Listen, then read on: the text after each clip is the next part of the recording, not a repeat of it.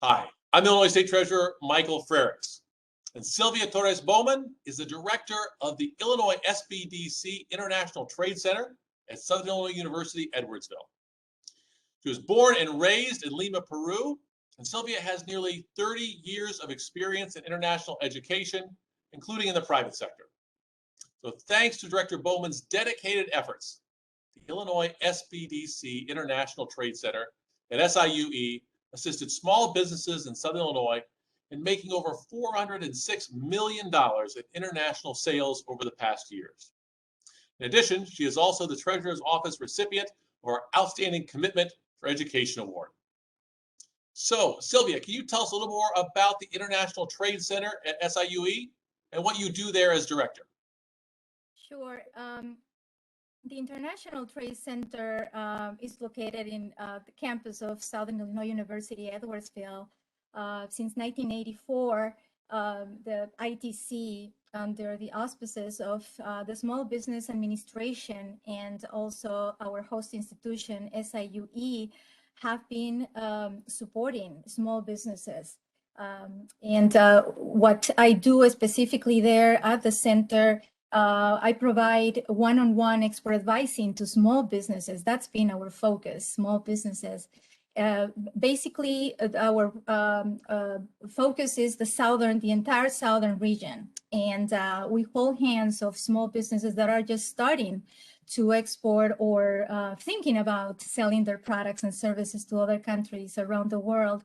But also support established businesses that have already been selling products and services to markets around the world. And SIU-E, and also the funding comes from SBA, the Small Business Administration, channeled through the Illinois Department of Commerce and Economic Opportunity. And they've been incredibly supporting us through good times and bad times. They've always been supportive and making sure that we continue providing our services.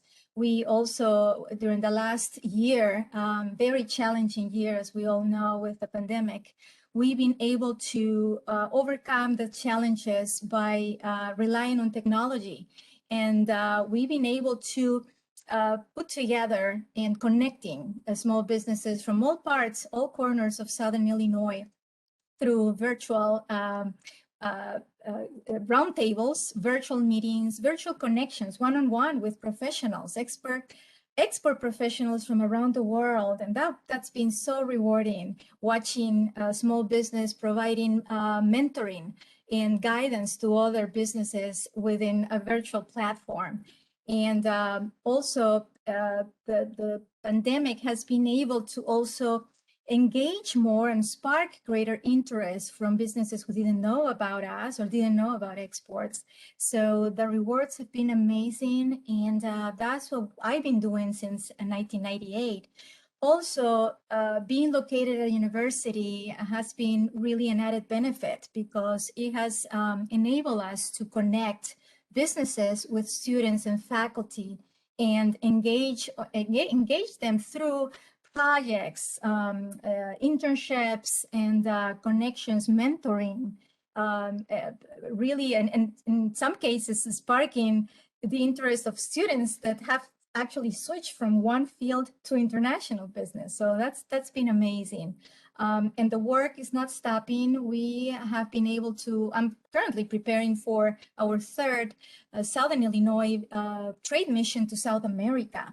And we've been able to, again, connecting, 4 small businesses are participating and will engage in conversations virtually with potential distributors from South America, Peru, Chile, and Colombia in 4 weeks.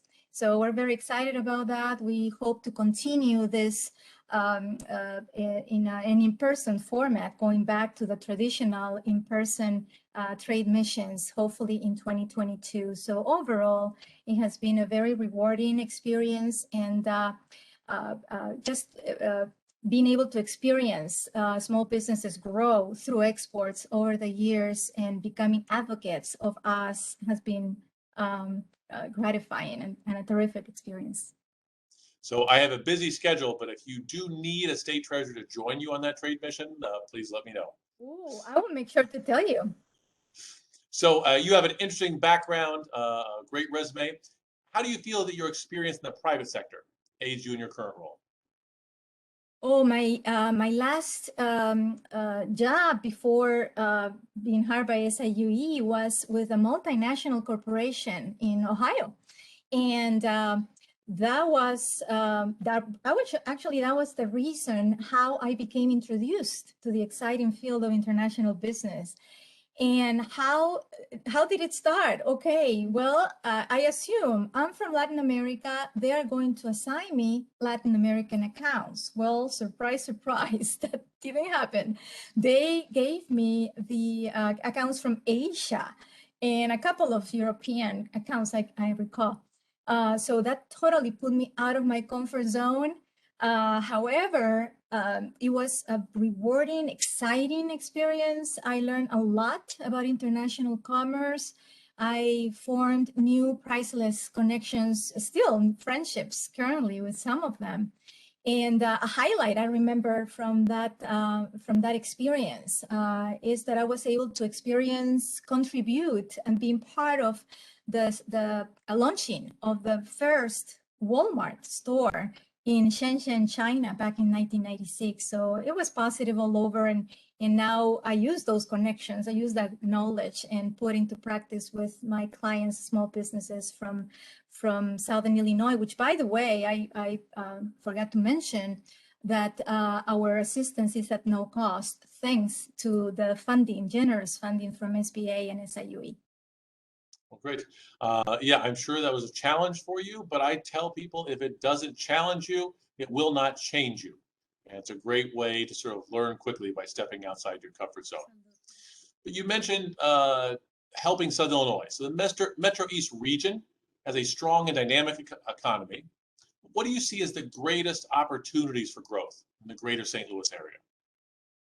Well, first, our region is extremely active and an active contributor to the overall exports of the state. Over $60 billion of products are being shipped, exported annually over 200 countries. And Southern Illinois, it's a major contributor to that number.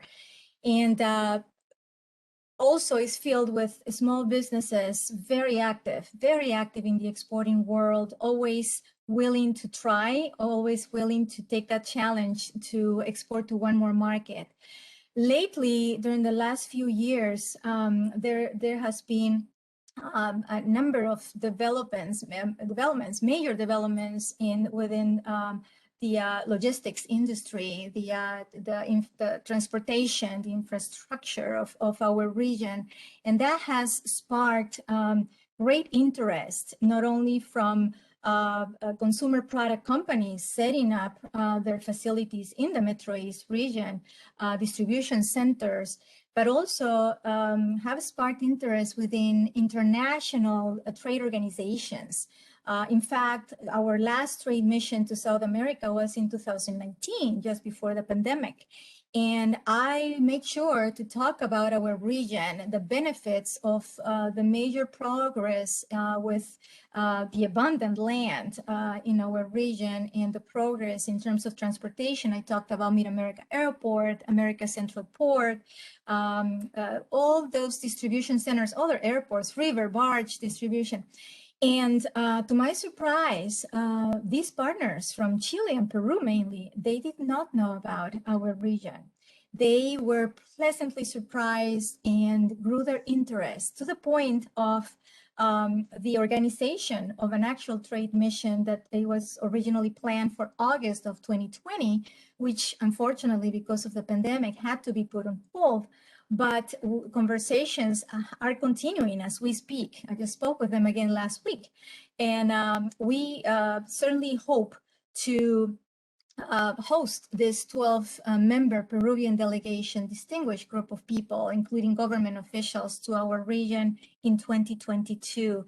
And the same is happening in Chile. I've been in conversations with World Trade Center in Chile, and also a network called Cercotec, which is very similar to the SBDC network that supports small businesses. So there's so much in that particular area, and I always try to find ways in which exporters and importers from Illinois, Peru, and Chile, we can find ways in collaborating and trading with each other.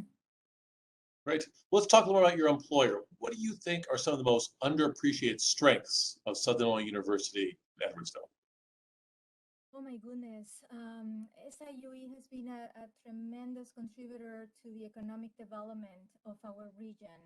Just the latest report, I believe from 2015, had $514 million in economic activity as a result of SIU-E's contribution. Their strong relationships with businesses through their, and also the School of Business as well that I represent, through long-lasting relationships and partnerships, and also how they deliver to the business community in general through executive education programs, continuing education programs, and also its two business outreach units, which are the Small Business Development Center and the International Trade Center. The synergies that we have all, through the university support, have been able to establish with the student community. I think we call it the SIU-E experience, which we are able to provide to students oh my gosh, so many opportunities of being connected with the business community, not only domestic, but also international, also community leaders, government officials, through networking, through internships, through community service. That's what we call a very positive SIU-E experience. Also, the School of Business, since 1975, is part of an elite 5% of universities around the world with the AACSB International Accreditation. And we're very proud of that.